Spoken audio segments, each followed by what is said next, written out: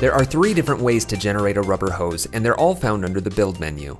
The first option is New Rubber Hose. When you click this button, you'll be prompted to give the hose a name as well as labels for the start and end controllers. When you click OK, Rubberhose will generate 3 shape layers, 1 for the hose and 2 for the controllers. These 2 controller layers are set to guide layers so they won't render. Right away, you can click and drag the controllers to interact with the bend system that drives the hose. A hose works like an IK system but is much more flexible. As you extend the hose beyond its maximum length, the controllers change color, indicating that the hose is stretching. You can modify the length of the hose by selecting the end controller and changing the hose length property in the effect controls. Realism softens the transition between a straightened and bent hose. Increasing the realism to 100% causes the length of each section of the hose to add up to the total hose length. However, a side effect of this is a harsher transition between the straight and bent hose shapes. Decreasing the realism softens that transition and makes it less noticeable. Since the hose is made up of a shape layer with a stroke applied, its thickness and color can be modified in the toolbar or inside the shape layer contents. Other properties of the hose shape can be modified in the rubber hose bend effect found on the end controller layer. Slide determines where the bend is placed along the hose. Roundness determines the shape of the bend, and direction controls the orientation of the bend. One of the most powerful features of Rubberhose 3 is the ability to add multiple bends along a hose. Simply duplicate the Rubberhose bend effect, modify the slide, and the hose now has 2 bends. The slide, roundness, and direction properties modify their corresponding bend along the hose. You can easily remove any bend simply by deleting the corresponding bend effect.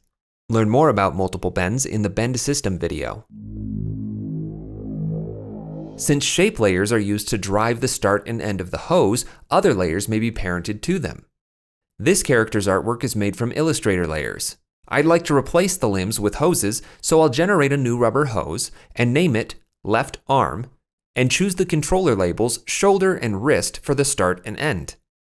I'll click OK and reposition the controllers so that they align with the character's shoulder and wrist. Next, I'll modify the hose length, direction, and roundness until it aligns with the arm. Then I'll modify the stroke width and color to match. I'll rearrange the layer order, disable the original art, and parent the hand artwork to the wrist controller layer. And just like that, I have a rigged arm. The second option for creating a rubber hose is using Path to Hose.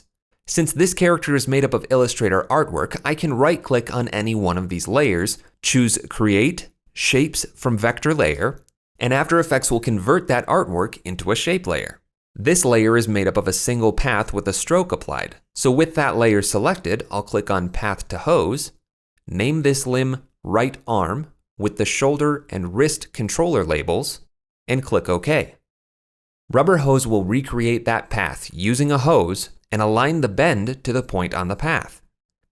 Again, I'll parent the hand to the wrist controller, and my second arm is now rigged. You can also draw a hose path directly in After Effects. With the pen tool active, I'll trace a path along this leg, being sure to add a point where I want the bend to be for the knee. It's important to note that the Path to Hose function places bends at points between the start and end of the path. If only 2 points are used to draw a limb, no bends will be generated on the hose. I'll modify the stroke to be the correct thickness and use the eyedropper to choose the correct color. Then I'll go into the shape contents and round off the caps and joins. With the path layer selected, I'll click Path to Hose, name this left leg, choose the hip and ankle controller labels, and click OK.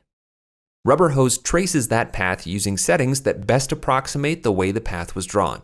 Any difference between the original path and the resulting hose is likely due to the realism property. Simply modify the realism or adjust the hose length to match the artwork more closely.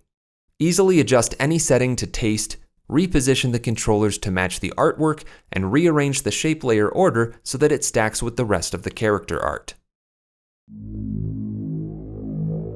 The next method for rigging in Rubberhose is RubberRig, which allows you to create a bend system from a parent chain of at least 3 layers, even if they're not shape layers. This character was drawn in Photoshop, and his layers couldn't easily be recreated using shape layers, which makes it a perfect candidate for RubberRig. I'll start with the right arm and solo the 3 layers that make up that limb. The first thing I need to do is reposition the anchor points over the joints of this limb.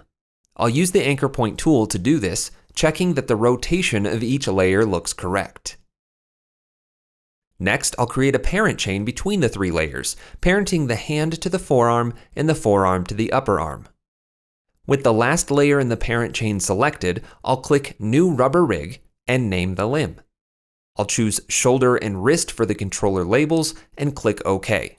Rubberhose will now rig these 3 layers using the same Rubberhose controls as the previous 2 methods, instantly creating a bend system for the limb complete with stretching.